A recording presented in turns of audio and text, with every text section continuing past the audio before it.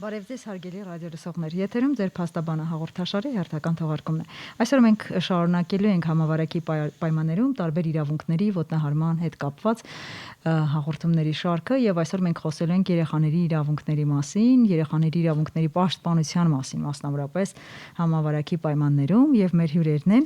Ռոզա Սոլոմոնյանը, սոցիալական աշխատանքի փորձագետ, մանկական զարգացման հիմնադրամ, ինչպես նաեւ Մարգարիտա Տեր-Հովհաննիսյանը, Հով երեխաների կենտրոնի բազմամասնագիտական թիմի ղեկավար։ Բարև ձեզ հարգելի հյուրեր։ Բարև ձեզ։ Շնորհակալություն հրավեր ընդունելու համար։ Մինչ հաղորդումը սկսելը, մինչ մեր զրույցը ավելի շուտ սկսելը բացելը, ես կցանկանայի որպեսզի դուք ներկայացնեք բռնությունը փոխենք սիրով արշավի նպատակը, որովհետև ձեր կազմակերպությունները ներառված են այդ արշավի մեջ եւ այսօր այդ արշավի մեջ կան բազմաթիվ կազմակերպություններ, որոնք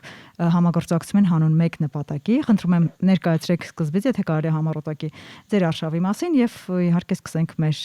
զրույցի թեմատիկ մասը։ Իհարկե, քանի որ եթե խոսում ենք երեխաների իրավունքների պաշտպանության մասին եւ մեր օրենքով եւ կոնվենցիայով, մենք գիտենք, որ նաեւ բռնությունից պաշտպանելու իրավունք ունեն մեր երեխաները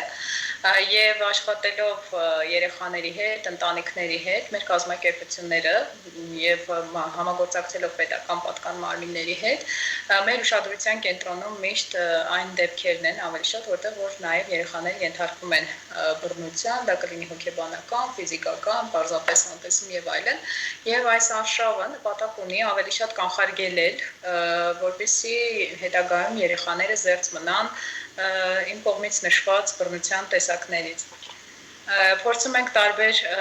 այսպես ասած, տեղեկատվական բուկլետներ, թերթիկներ ստեղծել, աշխատանք իրականացնել ընտանիքների հետ,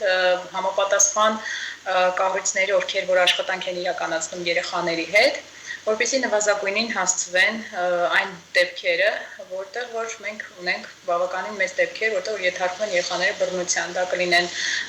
ընտանիքներում, կրթական հաստատություններում, թե պարզապես համայնքում կամ դպրոցում։ Շատ լավ։ Մարգարիտա, դուք ավելացնելու որևէ բան ունեք։ Չէ, պարզապես կասեի, որ արշավի նպատակը ջանքերը համատեղելն է, ինչպես իմ գոլեգան նշեց, որովհետև բոլորս ենք առնչվում նմանատիպ դեպքերի հետ եւ ոչ մեկի համար գաղտնիք չէ, որ միաձայն ավելի հեշտ կարող ենք խնդիրներին լուծում տալ եւ նպատակներից մեկը հենց բոլորի ուժերը համախմբելը եւ արդյունքին հասնելն էր։ Շատ բարի, շատ ողջունել է այդ միավորումը եւ ես այսօր կուզենայի հատկապես խոսենք հետեւյալի մասին, քանի որ համավարակի պայմաններում պարզ է բոլոր պետությունները, միջազգային կազմակերպությունները, անգամ ոչ ոլորտի ակտիվիստները այսպես կոչ են անում միավորվել հանուն երեխաների իրավունքների պաշտպանության այս օրերին եւ նույնիսկ շրջակա միջավայրի ոլորտում ակտիվիստ Գրետա Թյունբերգն է ՅՈՒՆԻՍԵՖ-ի հսկայական աշխատանքներին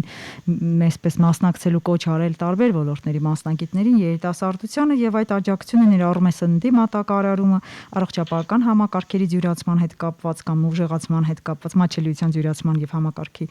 մատուցվող ծառայությունների ուժեղացման, բռնության դեմ պայքարի եւ այլ հարցերի շուրջ։ Ինձ հետաքրքիր է այդ ձեր կազմակերպությունների կամ արշավի շրջանակներում այս առումով հենց համավարակի օրերին ինչ աշխատանքներ են կոնկրետ կատարվել, ինչ միջոցառումներ են ձեռնարկվել։ Այսպես է, ուրեմն նայեք, քանի որ ինքը հենց այդ նախաձեռնությունը իրականացվել է եւ գիտեմ, որ շվեդացի է, ով մոտավորապես $100,000, այսպես ասած, դոնեյթներ է, կազմակերպել եւ փորձել է ՅՈՒՆԻՍԵՖ-ի հետ աշխատանք իրականացնել, մենք էլի այսպես համախմբված բոլոր տեղական եւ միջազգային մեծ մասամբ կառույցներով եւ պետական մարմինների հետ, եւ հենց մեր Տիկին Միրա Անտոնյանն էր համակարգում, ստեղծվեց այսպես արագ արձագանքման, կարելի ասել խումբ կառույցների, ծառայությունների, որտեղ այո հենց քննարկվեցին այն դեպքերը, որ համավարակի պայմաններում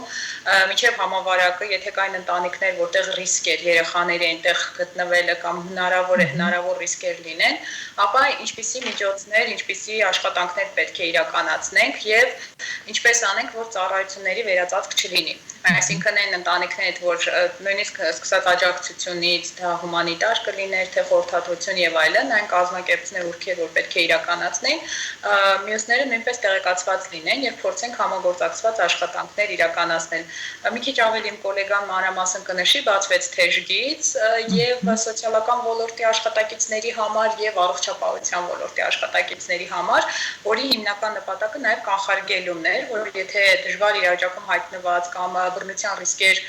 նկատեն նաև առողջապահության ոլորտի աշխատակիցները տվյալ ընտանիքներում, ովքեր որ իրենց կդիմեն, ապա իրենք կարող են տեղեկացնել այդ թեժկից հեռախոսահամարով եւ մենք էլի ոլորտի մասնագետներս փորձենք կամ հեռավար անհրաժեշտության դեպքում նաև այցեր կատարելով փորձենք աշխատանք իրականացնել նմանատիպ իրավիճակում հայտնված ընտանիքներ երեխաների հետ։ Իսկ մինչ այժմ հնչած արձագանքները շատ են եղել։ Արձագանքները ընդհանրապես շատ են, դա տարբեր խնդիրների հետ ենք, հա, այսպես ասած առնչվում, սկսած մեկուսած այն դեռ մոտ 2 ամիս առաջ, երբ որ ընտանիքները մեկուսանում էին եւ աշխատանք չունեին, այսինքն օրվա սննդի խնդիր ունեին լուծելու, եւ այսօր արդեն բախվել ենք այն խնդրի հետ, որ երբ որ արդեն ոչ թե մեկուսացած են, այլ հենց բարակակիր են ծնողները եւ գտնվում են բժշկական հաստատություններում, իսկ արդեն խնդիր ունենք տվյալ ընտանիքների երեխաների հետ կապված, այսինքն ով պետք է խնամքը իրականացնի, այս պահին կարող են մեր հաստատությունները, այսպես ասած, ունեն այդքան բաց տեղեր, որ կարողանան երեխաներին այնտեղ ընդգրկել, կամ ունենք այլ ընտանիքներ, որոնք որ կարող են այդ երեխաների խնամքը կազմակերպել, կարծում եմ, որ վիճակագրությունը ցույց է տալիս, որ եկել ենք, հասել ենք մի հատ այսպիսի խնդրի, որ պետք է մտածենք, ինչ պետք է անենք։ Ես կուզեի ավելացնել, հա, գոլեգայիս խոսքին, այո, այդ ժամանակահատվածում, երբ որ նախաձեռնությունը եղավ ընտանիքներին որևէ կերպ աջակից լինելու,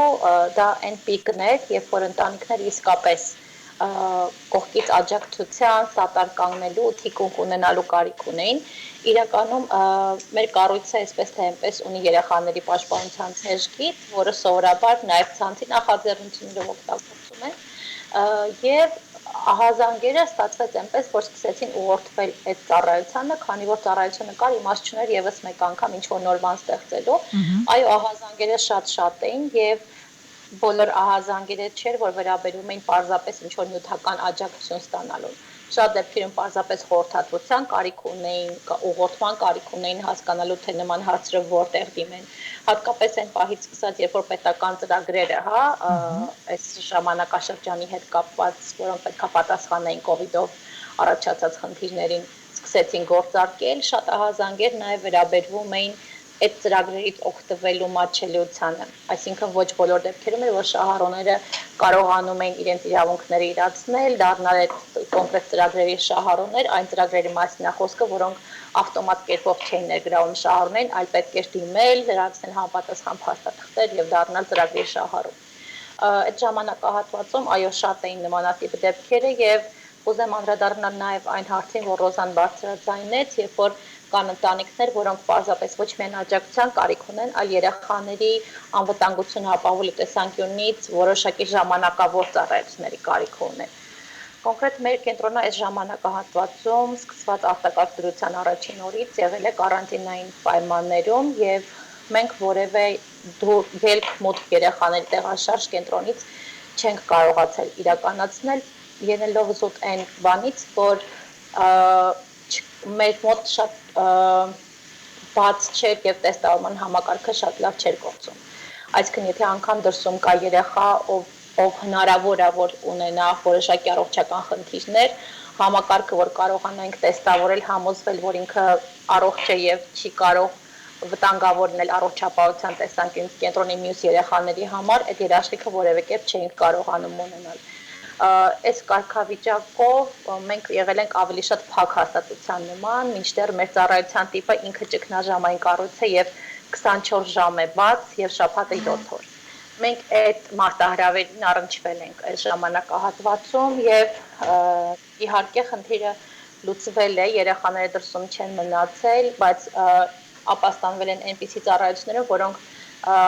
նման իրավիճակում հնարավորություն ունեն առանձին մասնաշենք ունենալ երեխաներին մեկուսացնել եւ ապահովել երեխաների շփումը, պահպանելով առողջության անհրաժեշտ կանոնները, հա, առողջապահական կանոնները։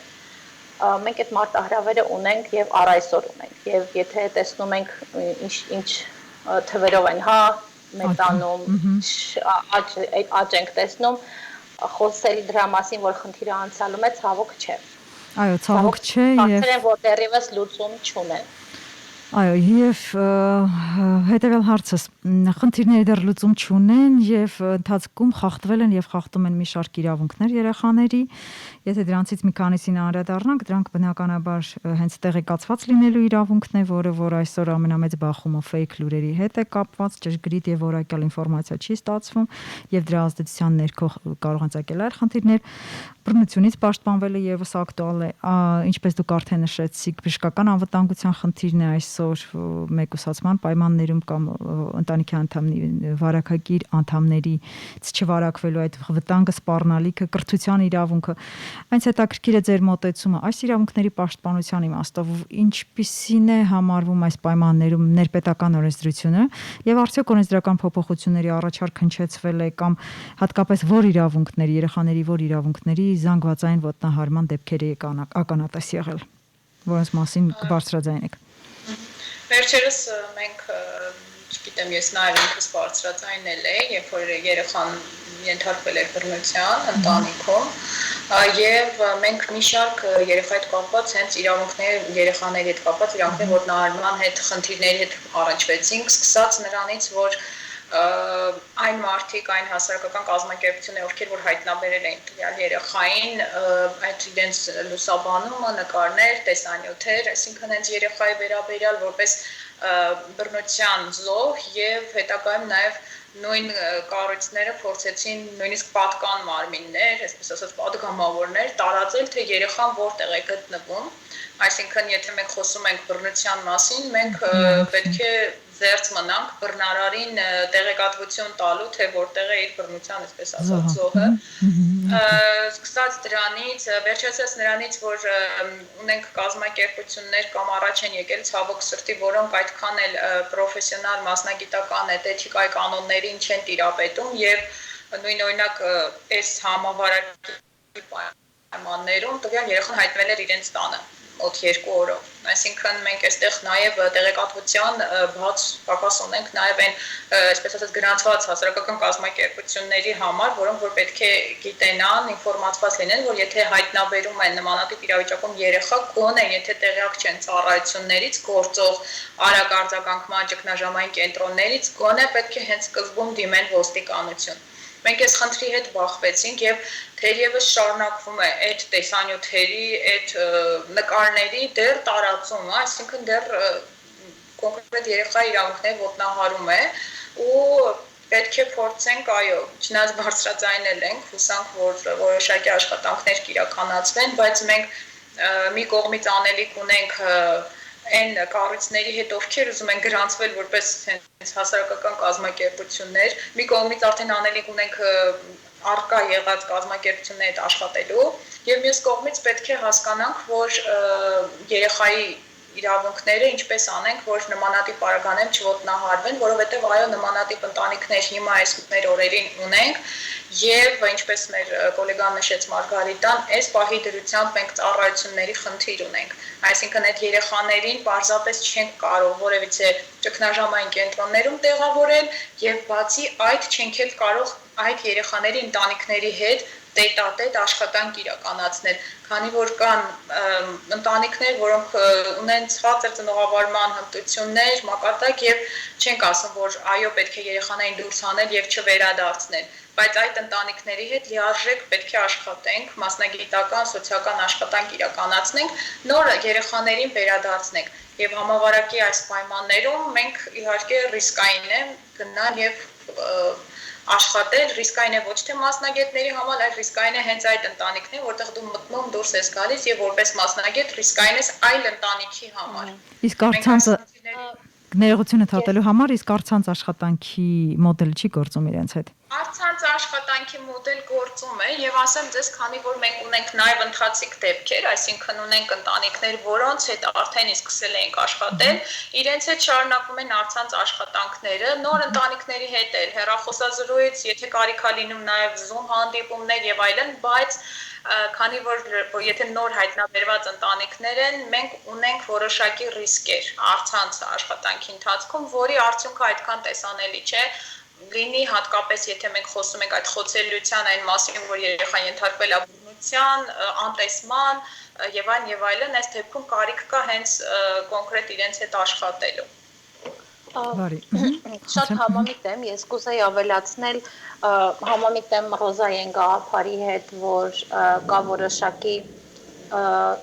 կասեմ, չգիտեմ, կամ անտեղյակություն ասեմ, կամ դաշտին չտիրապետել, որ այո, երբեմն լուսաբանման ժամանակ չենք պահպանում էթիկական կողմը, երբեմն շատ բաց խոսում ենք երեխայի անուն տալով, երեխայի պատկերը, ցույց տալով, մատնանշելով բնակության վայրը եւ որտեղ արդեն անձնական տվյալներ են խախտվում։ Այո, դա ոչ միայն բռնարարի տեսանկյունից ճիշտ չի, որ ինքը գիտի որտեղ է գտնվում իր զոհը, այլ նաև նույն երեխայի համար, որովհետև դա իր կյանքում մի փոքր դրվագ է, որը կանցնի, բայց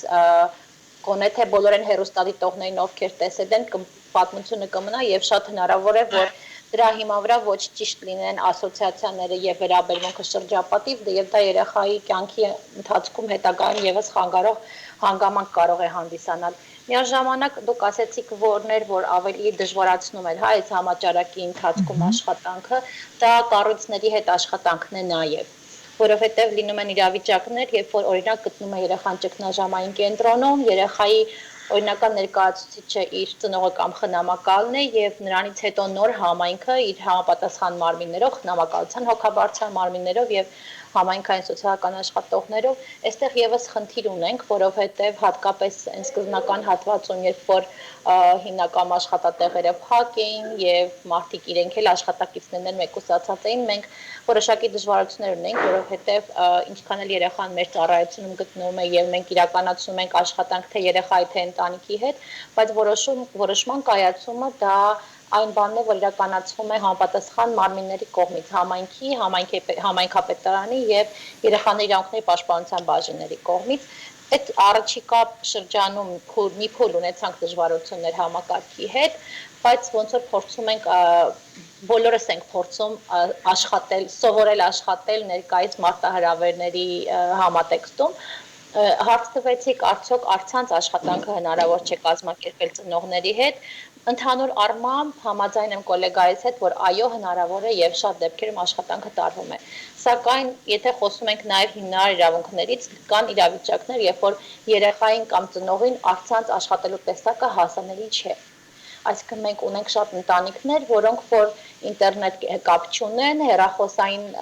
ծառայության բավականին դժվար է, երբ որ դու պետք է հարցազրույց վարես կամ խորհրդատվություն տրամադրես, որտեղ քեզ պետք է աչքի կոնտակտ պահել, որտեղ պետք է դիտարկել խոսքի ընթացքում շահառույն, դու բոլորը դրա հնարավորությունները չունես։ Եվ բնականաբար աշխատանքի արդյունավետությունը ուզենք թե չէ, բայց որպես մասնագետ հասկանում ենք, որ չի կարող լինել այնպիսին, ինչը որ կարող է լինել ուղիղ, պես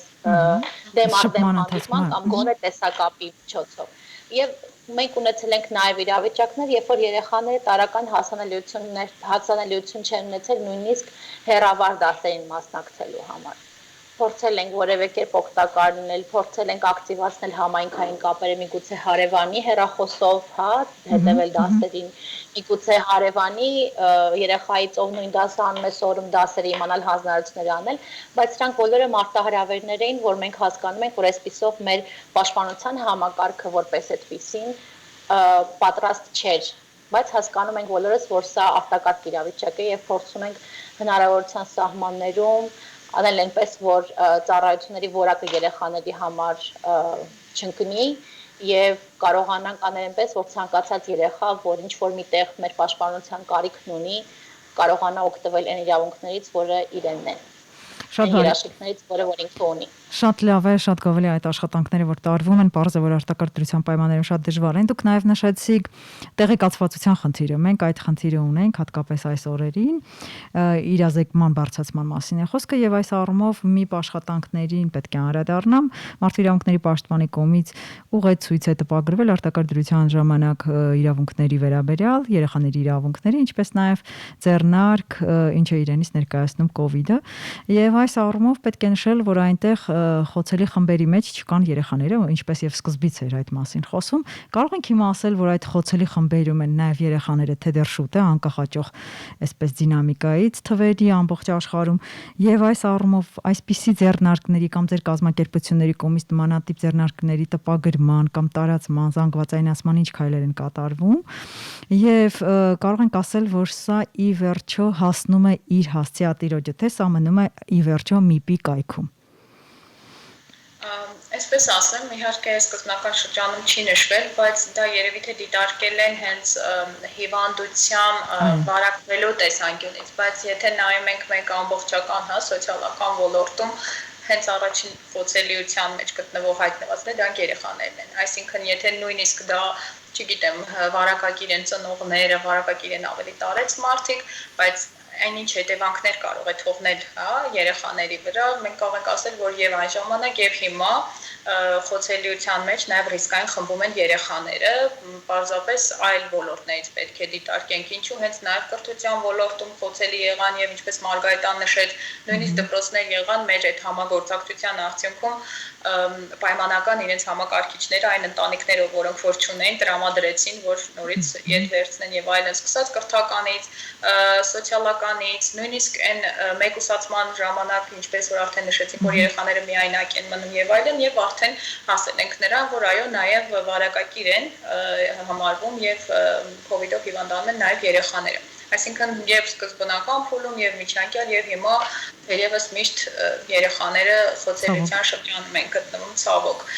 Իսկ ինչ վերաբերում է նաեւ այդ ինֆորմացիոն տեղեկատվական, այո, մեր կազմակերպությունները եւ մեր կողմից եւ World Vision-ը եւ մանկական զարգացման հիմնադրամը իրենք էլ մենք ունենք համայնքային սոցիալական աշխատողներ, որոնց միջոցով այս տեղեկատվությունը, COVID-ի հետևանքները, ինչպես պաշտպանվել, ինչ միջոցներ ունենալ, ինչ միջոցառումներ կիրառել, ինչպիսի եւ այլն, ամբողջը մեր այն համայնքները, որտեղ ունենք համայնքային սոցիալական աշխատողներ, իրենք տեղեկացվել են, վերապատրաստվել են եւ հիմա բոլորը տալիս են, այսպես ասած, համայնքներին եւ ընտանիքներին իրենց գիտելիքները։ Նախատեսվում են նաեւ ուղեցույցներ եւ հենց մանկապարտեզների համար, որտեղ հենց մանկավարժները ավելի ինտերակտիվ կկարողանան երեխաների հետ աշխատելով փորձեն ներկայացնել համավարակը իրենց լեզվով երեխաների եւ խաղերի միջոցով տարբեր փորձեն երեխաներն էլ ապահովել, որովհետեւ իրենք էլ կարողանան հետագայում իրենց պաշտպանել տվյալ համավարակից։ Ահա, ինչպես նաև մենք ունենք այս պայմանությամբ նաև սոցիալական ծառայությունների համար ձեռնարկներ ենք փորձում ստեղծել, որովհետև հենց մենք առաջնամարտիկներն, այսպես ասած, բժիշկները, իրենցից հետո սոցիալական ոլորտի աշխատողները, իրենք էլ կարելի ասել ընթացք եղավ, որ 24 ժամ եւ ավել օրական աշխատում են եւ հենց այդ աջակցությունը, որ տրամադրում են ընտանիքներին, երեխաներին, իրենք են եւ իրենք էլ պետք է իմանան այն կանոնները, այն միջոցառումները, որոնք պետք է նաեւ գիտակցված կարողանան օգտագործեն եւ զերծ պահեն եւ իրենց եւ ընտանիքներին, որտեղ որ իրենք հաճախում են։ Խոցելիության տեսանկյունից բնականաբար երեխաները խոցելի են, ես կասեի ավելի երեխաները խոցելի են, որովհետև նույնչափ խոցելի են, ինչքան որ մեծերը, կախված նրանից, որ ունեն շփումներ եւ կա վտանգ վարակակիր դառնալու, բայց իրենք առավել խոցելի են, որովհետև շատ ժամանակ դժվար է երեխաներին բացատրել, թե ինչու ինքը պետք է տանից դուրս չգա, ինչու ինքը կենտրոնում է եւ կենտրոնից դուրս չի կարող գալ։ Մեր կենտրոնի օրինակով մենք այս արտակարգ դրության սահմաններում մոտ 30 երեխա ենք մեր կենտրոնում ունեցել ապաստանվող եւ բավականին մեծ դժվարություններ երեխաներին անընդհատ բացատրել, որ գիտեք, նորից երկարացվեց արտակարգ դրության վիճակը, գիտեք, դուք նորից չեք կարող դուրս գալ, գնալ խմբակներ, շփվել ընկերների հետ, չգիտեմ, տեսակցել ծնողներին, որովհետև սա ճգնաժամային կառույց է մեր կենտրոնը եւ երեխաները այստեղ են ապրում, բայց իրենք ունեն ընտանիքներ եւ պահպանում են կապը ընտանիքների հետ, իրենց սոցիալական կապերն են պահպանում եւ բացատրել երեխային, իհարկե բացատրում ենք բոլոր հնարավոր եւ երբեմն նույնիսկ անհնար հնարավորով, բայց բավականին դժվար է երեխաների համար։ Մենք անընդհատ ամեն օր փորձում ենք թարմացնել իրավիճակը, որը տիրում է հանրապետությունում,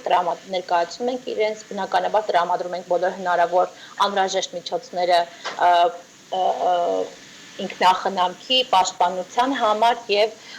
փորձում ենք բացատրել կանոնները, որոնք պետք է պահպանել, նույնիսկ եթե իրենք պարզապես կենտրոնում են եւ դուրս են գալիս բակ, չգիտեմ, բակի ներսում են շփվում են միայն կենտրոնի երեխաների հետ, բայց ինչպես պետք է պահպանել տվյալ կանոնները, ինչպես պետք է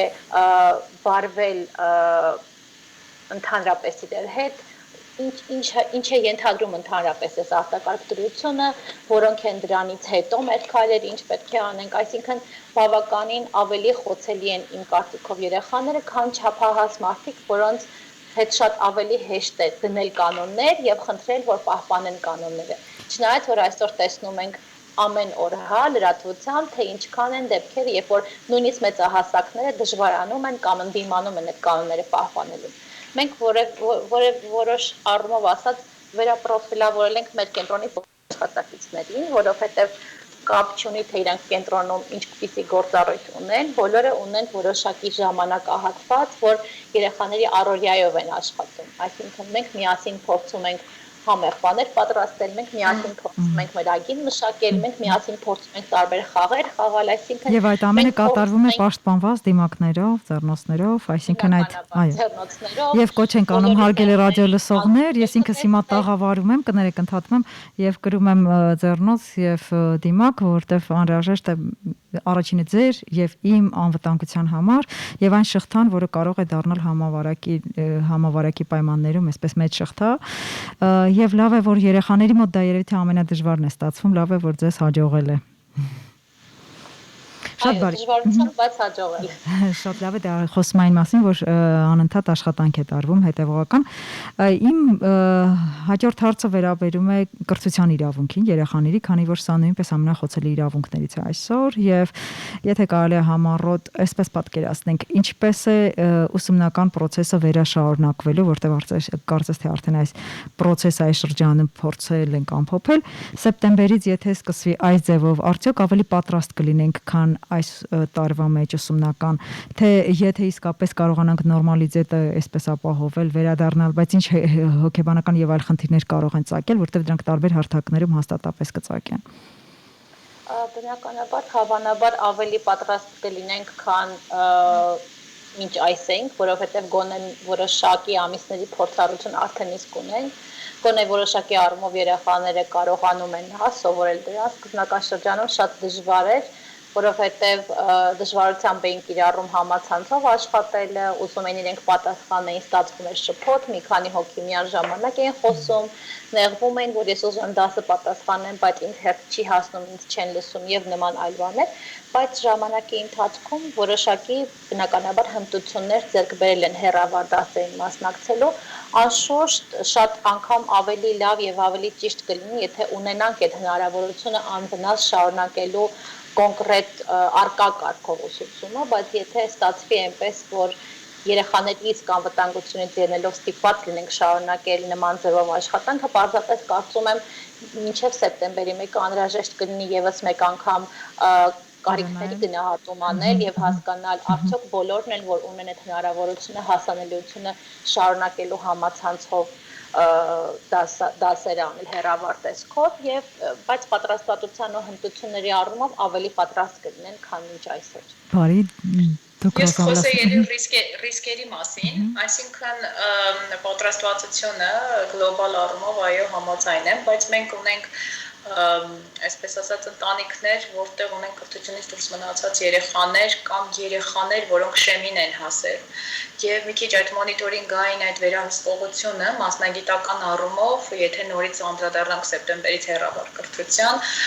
մի քիչ այսպես ասած ետ է մնում։ Ունենք ընտանիքներ, որ ամենօրյա աշխատանք են իրականացնում, նույն մենք աշխատում ենք սոցիալական աջակցության տարածքային բաժինների հետ, սոցիալական դեպք վարողների հետ,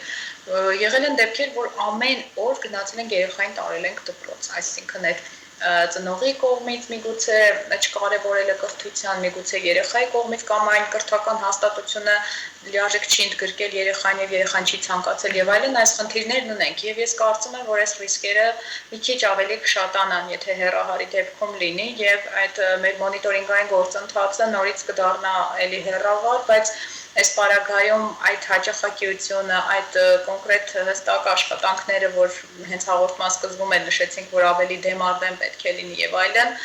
մի քիչ հետին պլան կմղվի եւ այս պարագայում մենք չենք կարող պատկերացնել, թե ուր կտանի այն երեխաներին, որոնք որ այդ ռիսկային իրավիճակում են, եւ նույնիսկ այն երեխաներ, որոնք ռիսկային իրավիճակում են եւ պետք է գնան առաջին դասարան։ Սա մեզ մոտ է նորից խնդիր, այսինքն մենք կարծում եմ, որ այդ ռիսկերը կունենանք եւ պետք է նաեւ, եթե որոշակի գործողությունների պլան ենք մշակում, հա, սեպտեմբերից հեռավար սկսելու, նաեւ այս ռիսկերը հաշվի առնենք նոր սկսենք աշխատել։ Շատ բարի, ես շնորհակալություն եմ հայտնում, մեր հաղորդումը մոտեցավ իր ավարտին, իհարկե շատ հարցեր կա շոշափելու, անդրադառնալու, որտեղ այն իրավունքները, որոնք ոտնահարվում են ակնհայտորեն կամ կարող են այսպես պարզվի, որ ժամանակի ընթացքում երեխաները դարձել են տարբեր իրենց իրավունքների ոտնահարման զոհ, շատ են, իհարկե կարելի է այլ հաղորդում նաև կազմակերպել, շնորհակալություն եմ հայտնում հարգելի հյուրեր եւ հիշեցնեմ մեր ռադիո լսողներին, որ այսօր մեր հյուրերն էին սոցիալական աշխատանքի փորձագետ, մանկական զարգացման հիմնադրամ Ռոզա Սոլոմոնյանը եւ ՀՈՎ երեխաների կենտրոնի բազմամասնագիտական թիմի ղեկավար Մարգարիտա Տեր-Հովհաննիսյանը։ Շնորհակալություն եւ պարզապես ուզում եմ ամփոփել, որ ըստ համաշխարհային տնտեսական ֆորումի աղբյուրների ՄԱԳ-ի հետազոտությունների համաձայն այսօր աշխարհում Իսլանդիան, Ֆինլանդիան եւ Շվեյցարիան համարվել են այն երկրները, որոնք շատ լավ ապահովել են երեխաների իրավունքների պաշտպանությունը համավարակի օրերին եւ հուսանք այն ջանքերը, որոնք դուք գործադրում եք նույն ձեր արշավի շրջանակներում եւ յուրաքանչյուրը ձեր կազմակերպության շրջանակներում, իրոք կապահովեն մեր երեխաների իրավունքների պաշտպանության ավելի բարձր մակարդակ։ Շնորհակալություն ձեր ջանքերի համար եւ այսօրվա զրույցի համար։